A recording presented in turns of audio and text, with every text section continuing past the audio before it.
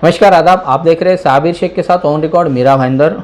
हाथी के दांत खाने के और होते हैं, दिखाने के और होते हैं, इस तरह की एक कहावत है। ये कहावत क्या हमारे मीरा भाईंदर शहर के जो 4 प्रमुख नेता हैं उन पर सही बैठती है, उन पर फिट बैठती है, ये हम जानने की कोशिश करेंगे। सबसे पहले मैं मुद्दा आप सबके सामने रख दूँ कि मुद्दा इस प्रकार है। पिछले 9 महीने में हमारे मीरा भाईंदर शहर में कोरोना के मरीज़ों के लिए जो प्राइवेट अस्पतालों को इजाज़त दी गई थी, उन्हें परमिशन दी गई थी, उन प्राइवेट अस्पतालों ने जो लूटमार मचा रखी थी, उस लूटमार के दौरान हमारे शहर के नेता कहाँ थे या आज वो कहाँ पर है, या इस लूटमार के चलते उनके तरफ से किस तरह के कदम उठाए गए हैं, ये मैं आप सबके सामने रखूँगा।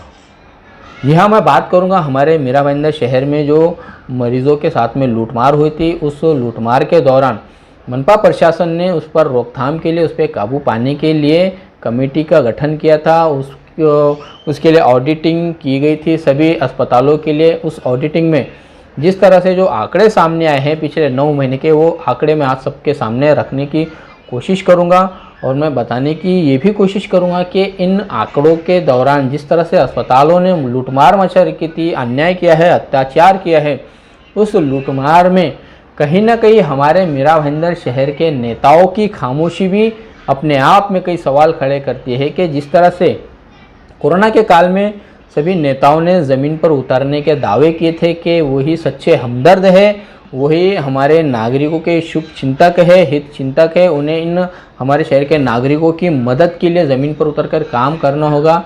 इस तरह के अनेक जो संस्थाओं के माध्यम से वो ज़मीन पर उतर के काम करने की कोशिश की, अनेक राजनीतिक दलों के माध्यम से उन्होंने लोगों की मदद करने की कोशिश की। तो उनकी वो जो कोशिशें थी, क्या वो सिर्फ एक दिखावा था या वाकई में वो जनता की मदद करना चाह रहे थे।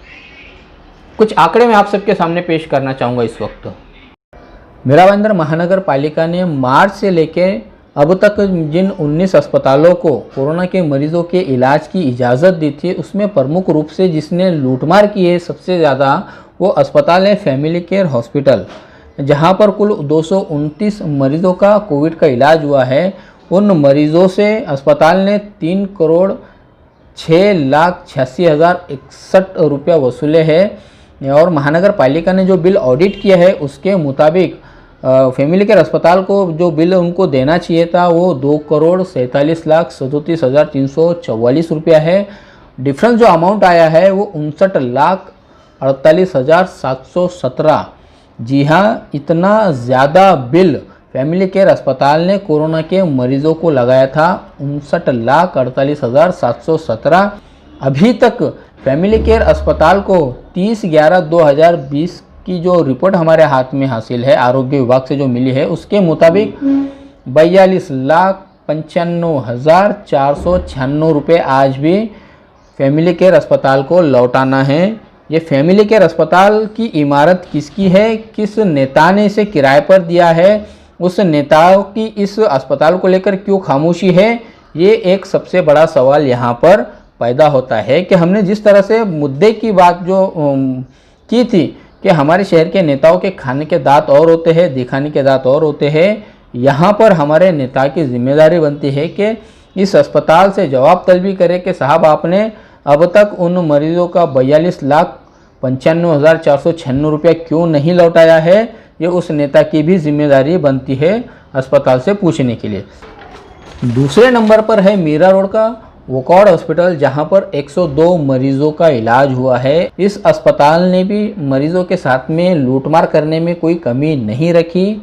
102 मरीजों से कुल 3,25,42,212 रुपये वसूले गए, जबकि महानगर पालिका ने जो ऑडिट किया था उसके मुताबिक 2,91,47,712 रुपया इसे बिल देना चाहिए था। महानगर पालिका ने जो ऑडिट किया है, जो डिफरेंस आया है, उसमें 33,94,300 रुपया अमाउंट का डिफरेंस आया है, यानी इतनी कीमत ज़्यादा वसूली गई थी वोकॉड हॉस्पिटल से। अब वोकॉड हॉस्पिटल ने जो मरीजों को लौटाया है वो आंकड़ा है 32,15,998, यानी इन्होंने वोकॉड हॉस्पिटल ने करीब 97-98% मरीजों को पैसा लौटा दिया है। आज की तारीख में जो मैं बताने जा रहा हूँ, मेरे पास में जो आंकड़े है ये 30/11/2020 के है। उसके मुताबिक वोकॉड हॉस्पिटल को अपने 102 मरीजों में से केवल 1,78,302 रुपया ही वापस लौटाना है। यानी ये कहा जाए कि 98-97% पैसा लौटा चुका है वोकॉड हॉस्पिटल, तो ये गलत ना होगा। तीसरे और आखिरी क्रमांक पर जिस अस्पताल का नाम आता है वो मीरा रोड का थुंगा हॉस्पिटल, जहां पर 71 मरीजों का कोरोना का इलाज हुआ। उनसे 88,27,359 रुपये उनका बिल बनाया गया। महानगर पालिका ने ऑडिट किया तो उस ऑडिट की जो रकम है सामने वो 65,88,129 रुपये है। यहाँ पर साबित हो गया कि ठुंगा हॉस्पिटल ने भी मरीजों से 22,39,240 रुपया अतिरिक्त ज़्यादा वसूले। उस 22,39,240 में से ठुंगा हॉस्पिटल ने अब तक केवल 1,65,680 रुपया ही मरीजों को लौटाया है। ठुंगा हॉस्पिटल को आज भी 20,73,560 रुपया मरीजों को लौटाना है, ये उनकी जिम्मेदारी बनती है। आखिर में जो भक्ति वेदांत के 2 अस्पताल है, जिसमें खुद भक्ति वेदांत है और उसी की जो ब्रांच है शेठ पीवी दोषी हॉस्पिटल, यहाँ पर जो मरीजों के इलाज हुए हैं उसके मुताबिक ये आंकड़े काफ़ी आश्चर्यचकित करने वाले हैं। अपने आप में कई सवाल खड़े करने वाले हैं। क्या इन दोनों अस्पतालों ने कोरोना के मरीजों के साथ में इतना न्यायपूर्वक काम किया है कि सभी जगह पर आंकड़े 0-0 बताए जा रहे हैं। यानी इस अस्पताल के मुताबिक उन्होंने सरकारी रेट के मुताबिक ही सभी मरीजों का इलाज किया है। ये भी एक अपने आप में एक जांच का विषय हो सकता है। जांच का विषय है ही कि किस तरह से यहाँ पर भक्ति वेदांत अस्पताल ने जो अपनी सेवा दी है, क्या वो 100% शुद्ध सेवा दी है, ये सवाल भी यहाँ पर खड़ा होता है। मैं एक नज़र आपको दिखाना चाहूँगा इन आंकड़ों पर कि शेठ पीवी दोषी हॉस्पिटल ने 92 मरीजों का इलाज किया, जिसमें से उनका जो बिल बना था वो 1,19,49,780 बताया गया है। महानगर पालिका ने जो ऑडिट किया वो भी उतने ही फिगर बताया जा रहा है, 1,19,49,780 रुपया। यहाँ पर difference amount 0, paid amount 0, pending amount 0। यहाँ पर भक्ति वेदांत हॉस्पिटल के बारे में जो बताया जा रहा है वो 11 मरीजों का इलाज हुआ है, जिसमें से 13,99,992 रुपये उन्होंने बिल लगाया है। यहाँ पर जो ऑडिट किया महानगर पालिका ने वो भी 100% उतना ही ऑडिट आया है। कहीं पर भी अतिरिक्त पैसा नहीं लगाया गया है, एक्स्ट्रा पैसा नहीं लगाया। इस तरह से भक्ति वेदांत हॉस्पिटल का ये रिकॉर्ड हम लोगों का सामने दिखाई दे रहा है। भक्ति वेदांत हॉस्पिटल और शेठ पीवी दोषी हॉस्पिटल पर भी यहाँ पर सवाल खड़े होते हैं कि आपने इतना अच्छा काम किया साहब कि आपके आंकड़े 0-0-0 आए हैं, आपको 1 रुपये भी किसी को लौटाने की ज़रूरत नहीं पड़ी। ये थे वो आंकड़े, वो फिगर जो दर्शा रहे हैं कि किस तरह से हमारे मीरा भाईंदर शहर के कोरोना के मरीजों के साथ में लूटमार हुई है।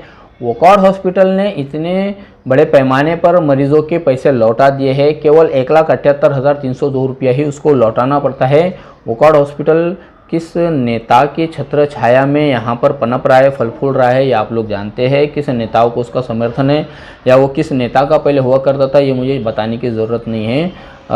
ठुंगा हॉस्पिटल, उस हॉस्पिटल पर किसी भी राजनीतिक नेता के कोई खुला समर्थन नहीं है, छुपा हुआ समर्थन नहीं है, या किसी राजनीतिक दल के नेताओं को लेकर उसकी कोई पार्टनरशिप नहीं है।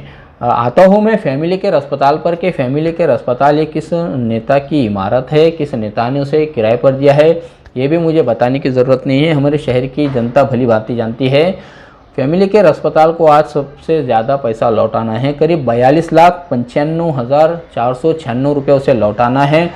इस मामले में हम ज़रूर कोशिश करेंगे कि नेता अपना पक्ष रखे, अपनी प्रतिक्रिया दे। क्या उन्हें जिस तरह से V4U के माध्यम से हमारे शहर के एक्स MLA नरेंद्र मेहता लोगों की सेवा किया करते थे, लोगों के मदद के लिए वो मैदान में उतरे थे, क्या अब वो इसी तरह से इस अस्पताल ने जो सबसे ज़्यादा लूटमार मचा रखी थी, जो सबसे ज़्यादा पैसा गरीबों का खाया है, सबसे ज़्यादा अपना जेब भरा है, इस अस्पताल के खिलाफ में V4U के माध्यम से आप महानगर पालिका से जवाब तलबी करेंगे?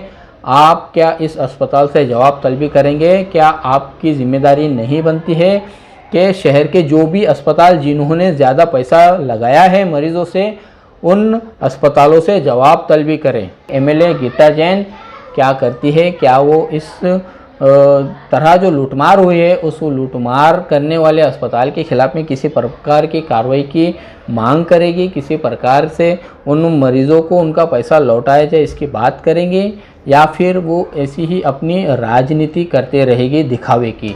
आखिर में मैं बात करना चाहूँगा हमारे शहर के शिवसेना के एमएलए प्रताप सरनाईक की, जो ज़मीनी स्तर पर उतरकर काम करने का दावा करते हैं, तो क्या वो भी अब इस मामले में प्रशासन से जवाब तलबी करेंगे? क्या वो इस मामले में उन अस्पतालों ने जो लूटमार मचा रखी थी वो इसे लेकर क्या उस अस्पताल से जवाब तलबी करेंगे? क्या गरीबों को उनका पैसा लौटा पाएंगे? क्या उन्हें न्याय मिल पाएगा? कि कौन नेता हमारा इस विषय को लेकर आगे बढ़ता है, कौन नेता उन गरीबों को उनका हक दिलाता है, उन ज़रूरतमंदों को उनका हक दिलाता है, और ऐसे जो लूटमार करने वाले अस्पताल है इन्हें बंद करवाने में, इन पर कानूनी कार्रवाई करवाने में कौन आगे बढ़ता है, ये आने वाले समय में पता चलेगा। देखते हैं कि खाने के दांत और दिखाने के दांत, ये जो कहावत है ये कहाँ तक सटीक बैठती है। आप देख रहे हैं साबिर शेख और आरिफ कुरैशी के साथ ऑन रिकॉर्ड मेरा भाईंदर। धन्यवाद।